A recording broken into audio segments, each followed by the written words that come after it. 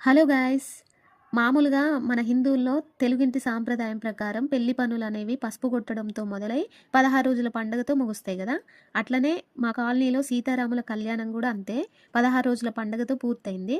అయితే ఆ 16 రోజుల పండగ ఈసారి శనివారం వచ్చింది గదా!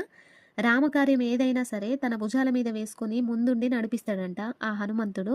రామనామం జపిస్తే చాలు అక్కడే తిష్ట వేసుకొని కూర్చుంటాడంట ఆ మహాభక్తుడు. అంతటి రామభక్తుడికి పరమభక్తులు మా కాలనీ వాసులు.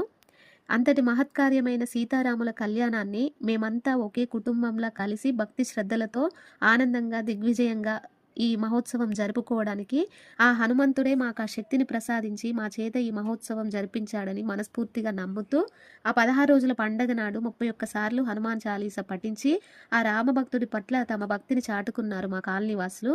అయితే ఇంకా అప్లోడ్ చేయని వీడియోస్ ఏమున్నాయా అని గ్యాలరీ ఓపెన్ చేసి చూస్తే ఇవి కనిపించినాయి.